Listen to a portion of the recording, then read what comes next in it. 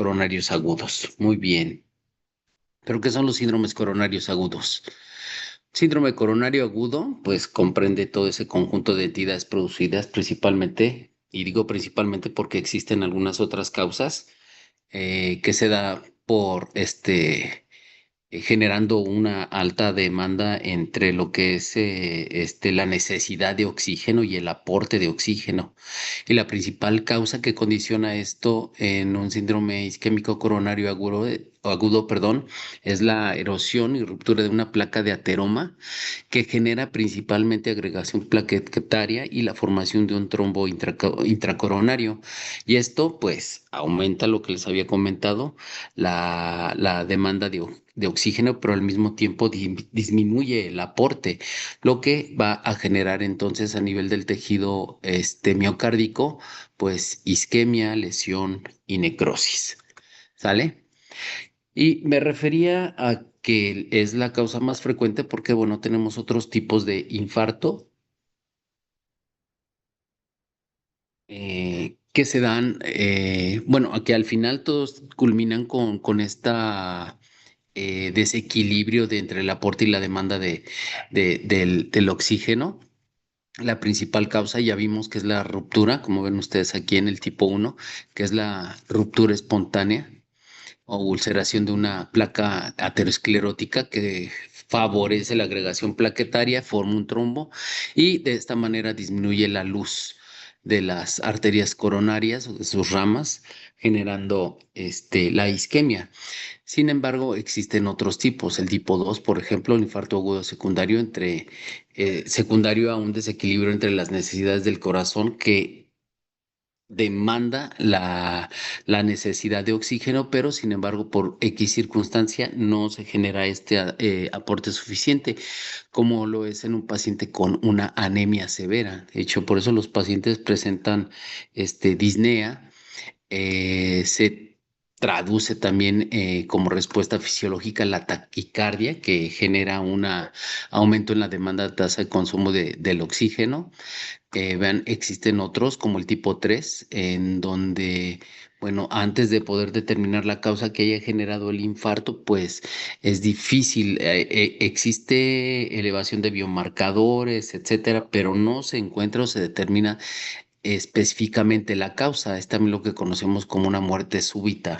El tipo 4 que se subdivide en tipo 4A y tipo 4B, que es dado principalmente por alguna intervención coronaria percutánea, la colocación de stents. Esta deriva que al nivel del sitio en donde se colocaron los stents para poder permitir el libre tránsito de la sangre a nivel coronario y el aporte de oxígeno. Sin embargo, esto no asegura que no se puedan volver a ocluir. Entonces, la oclusión se suscita principalmente al sitio de la colocación de los stent o incluso a través al mismo tiempo en el que se está generando el procedimiento. Y el tipo 5 es el que está generado principalmente o bueno, asociado principalmente a alguna intervención Recording in coronaria, progress. cardíaca o una colocación de bypass, etcétera.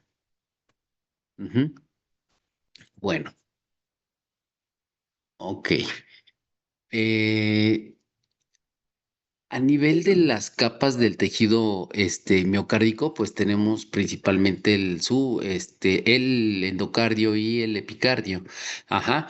Eh, Cuando se genera esta isquemia a nivel del tejido miocárdico, puede ser que se suscite nada más a nivel subendocárdico, lo que nos generará un infarto agudo del miocardio sin elevación del ST, pero cuando se da a través de toda la capa o todo el grosor de lo que es el tejido miocárdico, tenemos un infarto agudo al miocardio, con elevación del ST o subepicárdico o lesión subepicárdica. Ajá, eso es muy, muy importante que lo reconozcamos porque son de las circunstancias que tenemos que identificar en el trazo electrocardiográfico.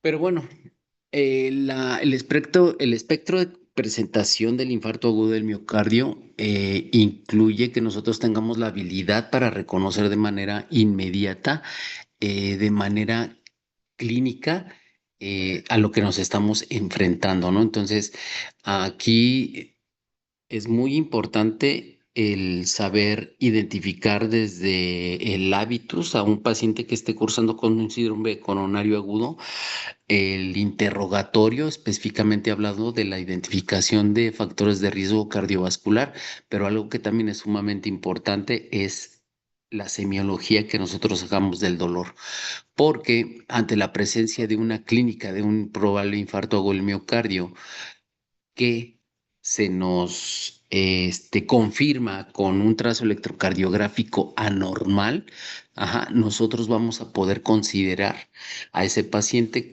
que cumple criterios para un dolor torácico de típico isquémico cardíaco y poder tomar la decisión de qué es lo que le vamos a hacer a ese paciente. Recuerden que en este contexto, bueno, ustedes ya están llevaron este cardio, ya saben que de antemano el abordaje y la terapia inmediata de este tipo de pacientes, pues favorece la recuperación de ese tejido miocárdico que está sufriendo por la disminución del aporte de oxígeno a nivel del tejido miocárdico. Entonces, para poder nosotros mejorar esa condición, necesitamos hacer el diagnóstico lo más pronto posible para poder determinar qué le hago a mi paciente. Pues reperfundir, obviamente, ¿verdad? Pero ¿cómo lo reperfundo? ¿Con terapia farmacológica o con terapia invasiva? Y hablando de la terapia invasiva, pues a lo que nos referimos principalmente es a la intervención percutánea coronaria inmediata. Ajá. Y es muy importante poder determinar el tiempo que ha transcurrido desde el inicio del dolor hasta el momento en el que el paciente demanda la atención para poder determinar cuál va a ser nuestra mejor intervención en este aspecto. Bueno, como ya vimos, la causa más frecuente de la oclusión de las arterias coronarias, pues es, vaya, principalmente la ruptura de la placa ateromatosa que genera agregación plaquetaria, disminución de la luz por esta agregación plaquetaria y la formación del trombo. Sin embargo, como les comenté, pues no hay que olvidar que pueden existir algunas otras causas, como cuáles, como por ejemplo el espasmo, ¿no? El espasmo coronario. Sí les comentaron en cardio que existe algo que se llama angina de Prinzmetal.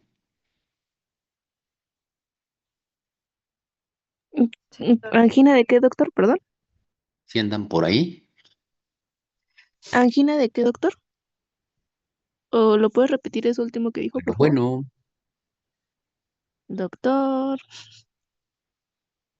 ay, no ¿Sí, los escucho. sí me escuchan? Yo sí, pero creo que el doctor no. Mm, Chale.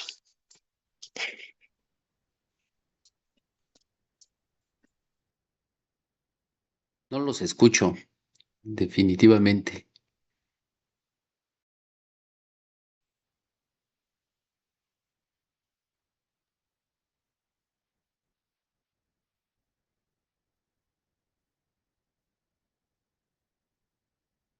No sé qué suceda, pero yo no los escucho. A ver, déjenme ver qué está sucediendo aquí. Coronario también puede suceder a través de un émbolo. Se forma un trombo distal que viaja y ocluye la luz de alguna de las arterias coronarias. También se puede dar esa etiología. Muy Perdón, lo bien. que había dicho que era angina de Metal, ¿no? Sí, la angina de Prinzmetal Ok, se da por espasmo coronario. gracias. Ay, a ver, no sé qué está. Creo que.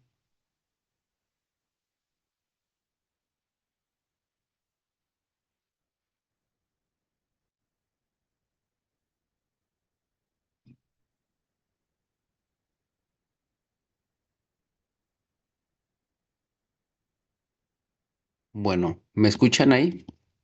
Sí, doctor. Sí, Bueno, Doc, ¿usted nos escucha? Sí, sí, lo sí, escuchamos. ya los escucho. Lo que pasa es que quién sabe qué sucedió con mi bocina. Creo que no tiene pila, pero ya la puse a cargar. Sin embargo, creo que no está cargando. Ah,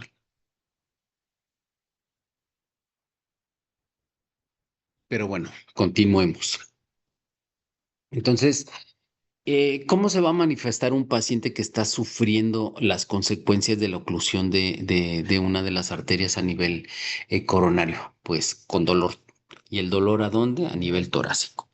Recuerden que el dolor torácico es uno de los síntomas que genera la más alta tasa de atención como síntoma en las salas de urgencias.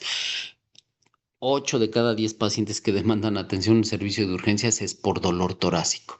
Entonces, el reto aquí principalmente es definir o determinar si ese dolor torácico es de origen isquémico cardíaco. Ajá, y si es isquémico cardíaco, pues que este sea a nivel coronario, ajá, principalmente.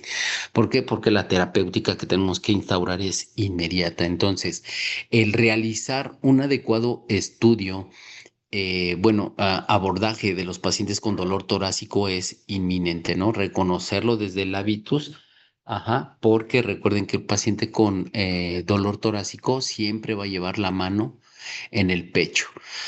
Desde un principio ustedes pueden empezar a hacer la distinción, ¿no? Si es un paciente de aproximadamente unos 20, 25 años, joven con la mano en el pecho y les refiere dolor torácico, es muy difícil, muy difícil que este dolor torácico sea de origen isquémico cardíaco. Puede ser que se dé por algunas otras causas, ¿no? Por ingesta de alguna metanfetamina, cocaína, etcétera. Sí puede suceder, pero como tal, por alguna ruptura de placa teromatosa, etcétera, es muy difícil. Sin embargo, si ven a un paciente de 60, 65 años de edad, hombre, pálido, diaforético y con la mano en el pecho, evidentemente este paciente tiene altas probabilidades de que se esté infartando. Entonces, aquí lo que hay que hacer es indagar adecuadamente sobre ese dolor, ¿no?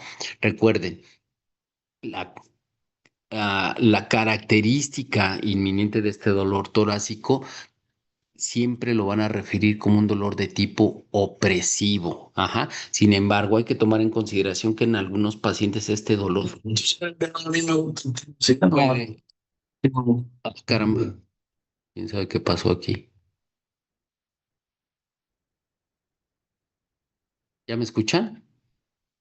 Sí, doctor. Sí, doctor. Bueno, ok. Entonces, este dolor es muy importante hacerlo, generarle semiología, ¿ok? Este, ¿Qué factores lo precipitaron? ¿Qué factores lo atenúan? ¿Qué factores lo minimizan? ¿El dolor en dónde está? Si es retroesternal, si es epigástrico, hacia dónde se irradia, hacia el hombro, hacia la base del cuello, etcétera. Y o por sobre todo si se acompaña de alguna otra sintomatología, ¿no? Es muy importante también definir que existen algo que se llaman equivalentes anginosos. Los que tenemos aquí en la diapositiva a la derecha, que lo que es disnea, palpitaciones, diaforesis, etcétera, ajá, generalmente acompañan al dolor torácico. Estos equivalentes anginosos es muy frecuentemente observarlos y nos aumentan aún más la posibilidad de que ese dolor sea de origen isquémico cardíaco. Entonces, el paciente por lo general disminuye además, refiere además disnea, palpitaciones, está con diaforesis, tiene náusea, vómito, sensación de evacuar, pero es muy importante la asociación de estos síntomas al dolor torácico. Entonces, entre más síntomas de estas características tengamos, ajá, es más alta la probabilidad de que ese dolor torácico sea de origen isquémico. Ajá. Hay tipos de dolor que pueden confundirse, como el dolor de tipo, aquí está, como por ejemplo posicional, pleurítico, que sea fugaz, ajá, o intermitente incluso, ajá. Entonces disminuye esa posibilidad. Incluso si no tenemos equivalentes anginosos, pues aún podemos tomar en consideración y ir disminuyendo la probabilidad de que ese dolor sea de origen isquémico. ¿Sale? Es muy importante reconocer que en urgencias, pues debemos de actuar rápido ante este tipo de pacientes. Y no nos valemos mucho de auxiliares diagnósticos que tarden en reportarnos algunas características de los pacientes que cursen con dolor isquémico cardíaco probable. Ajá, como en este caso las enzimas cardíacas principalmente o los biomarcadores.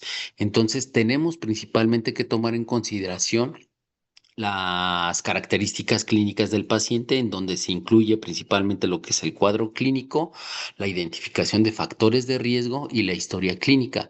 Hay pacientes que tienen historia de coronariopatía, de hecho, incluso heredo familiares de papá, mamá, hermanos que se hayan infartado y esto nos aumenta las posibilidades. Si además de esto identificamos factores de riesgo cardiovascular como lo son principalmente tabaquismo, sedentarismo, el género, la edad, la obesidad, algunas enfermedades crónico-degenerativas como la diabetes, la hipertensión, pues obviamente nos va aumentando mayormente la posibilidad de que esto sea un isquémico coronario agudo. Ujú. Entonces, ¿qué tenemos que hacer? Se dice que después de que arriba un paciente de la sala de urgencias con dolor torácico y con altas posibilidades por clínica de sospecha de ser un isquémico coronario agudo, lo que inmediatamente tenemos que solicitar es un electrocardiograma de 12 derivaciones. En conjunto, la historia clínica con todo lo que acabamos de comentar y el electrocardiograma con la interpretación no nos debe de tomar más allá de 10 minutos para poder hacer el diagnóstico. Y obviamente, teniendo dos de estos tres criterios, podemos hacer el diagnóstico de infarto agudo del miocardio y ya solamente esperaríamos el último criterio que es el de los biomarcadores para corroborar al 100% que tenemos un paciente con infarto agudo del miocardio, un infarto en evolución. Ajá. Aquí tenemos algunos factores que le comentaba que son factores de riesgo para patología cardiovascular, como son la hipertensión, la diabetes, tabaquismo, dislipidemia, obesidad, género, edad, etcétera, ¿no? Como les había comentado, la historia familiar también de coronariopatía, ¿sale? Entonces, no hay que olvidar estas características también. El criterio de los biomarcadores también es muy importante considerarlo, aunque no lo requerimos de manera inmediata, porque acuérdense que lo tenemos que hacer clínico y electrocardiográfico, y obviamente ya nos apoyaríamos de lo que son los biomarcadores. ¿Y cuáles son los que tenemos que considerar casi inmediatamente? Bueno, antes se consideró incluso a la DHL, pero bueno, este es un biomarcador que se eleva, inespecífico y que se eleva muy tardíamente. Entonces, principalmente que tenemos la CPK con su fracción MB, CPK, fracción MB, y las troponinas y la mioglobina. Que hay que considerar también que no en todas las unidades hospitalarias contamos con con estos biomarcadores. En algunos, si bien nos va, tenemos solamente CPK. En algunos sí existe todo el perfil cardiopulmonar, incluso les reportan dímero, etcétera, ¿no? Pero con que tengamos CPK o alguna de las troponinas o la mioglobina es más que suficiente. Pero también hay que recordar que tardan un poco más de tiempo para poder elevarse después de que inicia el dolor.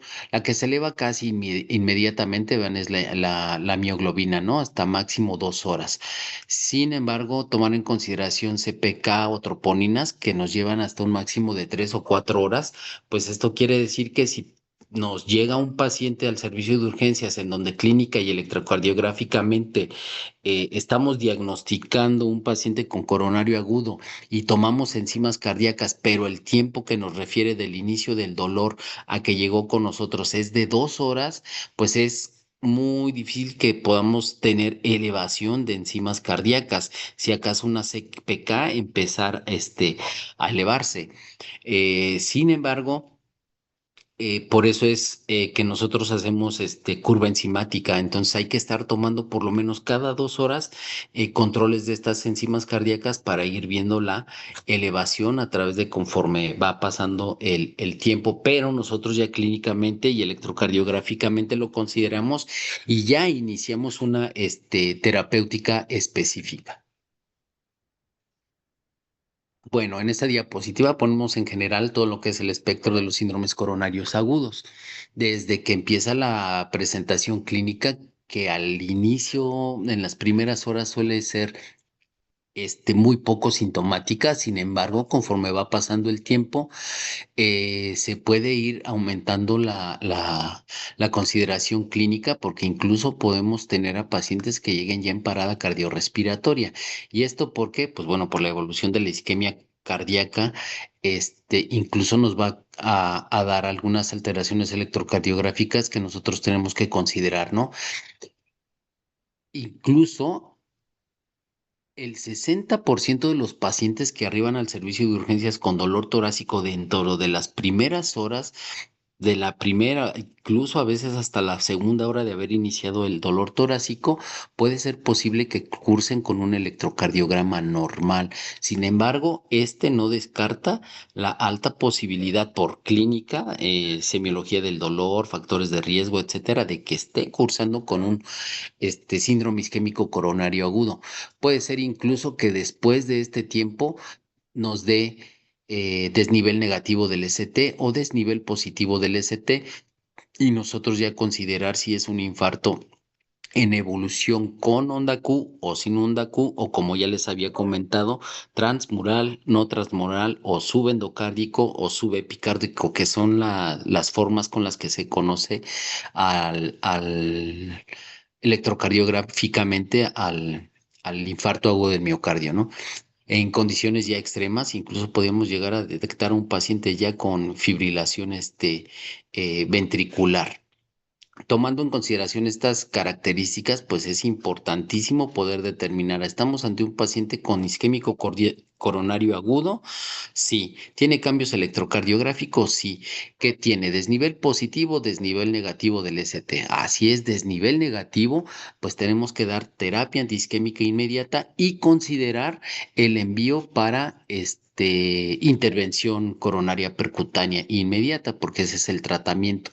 Recordar que estos pacientes que cursan sin elevación del ST o que tienen desnivel negativo del ST no se trombolizan. Los que se trombolizan son los pacientes con desnivel positivo del ST. Por eso, y una vez identificando un paciente que clínicamente cumpla con las características ya mencionadas del infarto agudo del miocardio y que además tiene un electro con desnivel positivo del ST, pues tendríamos que tomar en consideración el tiempo para poder determinar si nosotros lo trombolizamos o lo enviamos a terapia o intervención coronaria percutánea. ¿Sale? Entonces, la identificación del electrocardiograma es muy importante, o de las características específicas de la evolución de un paciente con coronario agudo, con sus cambios electrocardiográficos, es muy importante. Vamos a ver ahorita algunos electrocardiogramas que, bueno, los vamos a tomar en consideración porque son algunos cambios ya muy específicos para o que nos hacen alta sospecha de que un paciente esté cursando con infarto agudo del miocardio. Lo clásico que vamos a tener es desnivel positivo o desnivel negativo del ST. Ajá. Pero acuérdense que encontrar desnivel positivo o desnivel negativo del ST debe de cumplir algunas características también. Ese desnivel positivo o negativo del ST tiene que ser mayor de 1 milivolt. Permítanme tantito.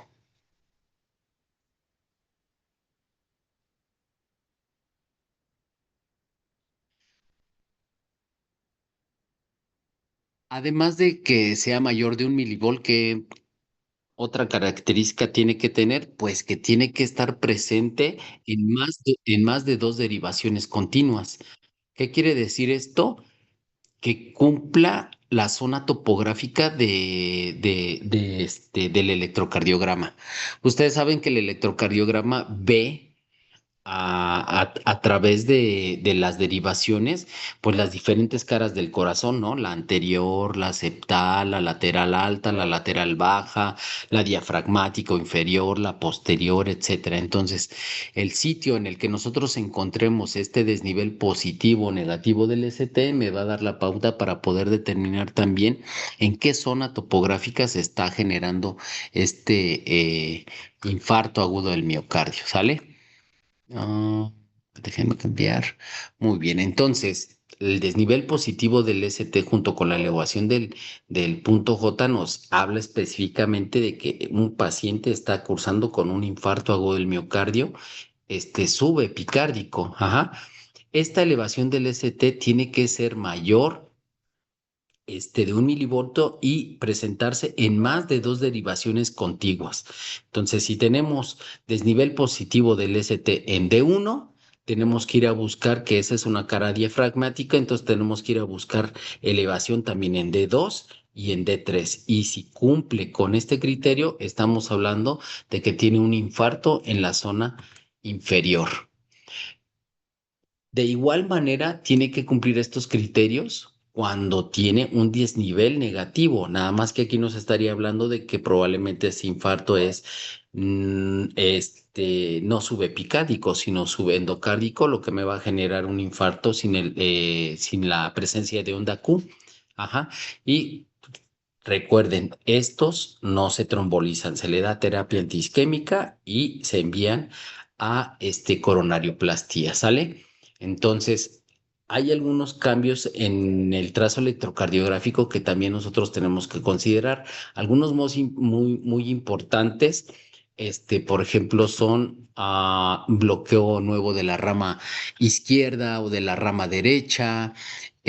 Déjenme ver si por aquí tenía la imagen. Sí, vean, complejo completo de la rama derecha de las de His. Si encontramos un bloqueo completo nuevo, aunque lo que es el bloqueo de rama derecha o de rama izquierda de las de His, considerarlos como nuevos, quiere decir que nosotros ya deberíamos de tener una historia del paciente o el paciente debería tener un electrocardiograma previo para poder nosotros determinar, hace un mes no tenía este bloqueo, pero hoy que tiene dolor, tiene un bloqueo y considerar que ese bloqueo está dado o se está generando por un infarto en ese momento.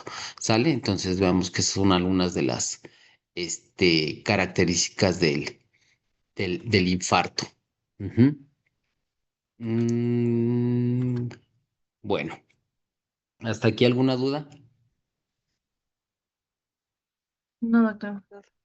Bueno, como les dije, lo más importante de hacer el abordaje de un paciente con dolor torácico, identificar a través de la historia clínica y de las características clínicas del dolor, si es o no de origen isquémico coronario agudo, tener todo esto antes de los 10 minutos junto con un trazo electrocardiográfico y si vemos que tiene desnivel positivo del ST, pues entonces, o negativo, tenemos que considerar entonces ahora en ese momento lo que es el tratamiento.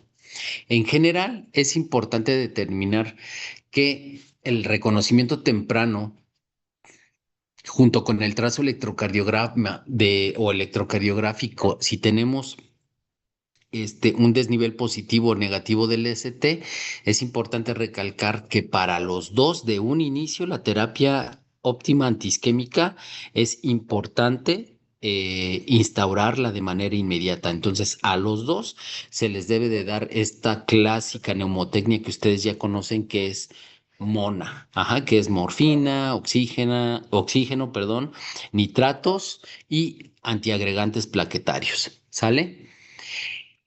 ¿Por qué? Porque una vez que nosotros identificamos a un paciente con síndrome coronario agudo, instauramos el tratamiento antiisquémico, ahora vemos, tiene desnivel positivo o negativo del ST y cuánto tiempo lleva de evolución. porque lo más importante en este caso del tratamiento es qué vamos a hacer, terapia fibrinolítica o lo enviamos a ICP. Ahí está, le faltan cuadritos, se cortó mi imagen, válgame Dios. Bueno, vamos a ver más acá adelantito. Ujú. Vean, entonces, el manejo en general de los síndromes isquémicos coronarios agudos, ajá, debe de tener como objetivo al inicio esta neumotecnia que ya dijimos, ¿no? El oxígeno, la aspirina, la nitroglicerina y la morfina. Ajá. Y posteriormente considerar si es necesario terapia invasiva con intervención coronaria percutánea o terapia fibrinolítica principalmente. Ujú. El abordaje tiene que incluir evidentemente el ABC de la reanimación. Y toda esta terapéutica tendría, lo ideal sería que se iniciara desde la atención prehospitalaria. Ajá. La atención prehospitalaria es muy importante considerarla. Desafortunadamente, nosotros pues no estamos en ese en esa posibilidad, ¿no? Ustedes sabrán que en algunos otros países, si no vamos muy lejos, en el país vecino, pues bueno, la identificación de un paciente con isquemia coronaria, al identificarse desde la atención prehospitalaria, pues inmediatamente, ¿no? El paciente se aborda y se le da aspirina, se le pone oxígeno, incluso en algunos casos, hasta ya en el trayecto del lugar en donde recibió la atención prehospitalaria y en lo que va al traslado ya se está realizando un electrocardiograma. La gente que va incluso en las ambulancias está preparada para identificar todos estos cambios que les acabo de comentar electrocardiográficamente y considerar si es un desnivel positivo del ST, incluso desde la misma ambulancia y tomando en consideración el tiempo se inicia la terapia fibrinolítica. Ajá. Si ellos consideran que el tiempo que van a tardar en llevar al paciente al hospital es mayor de 30 minutos, en ese mismo momento se toma la decisión de iniciar la terapia fibrinolítica. Si es menor tiempo, incluso no dan la terapia fibrinolítica y consideran que el hospital al que lo van a llevar tiene sala de hemodinamia, pues la prioridad es hacer la intervención percutánea.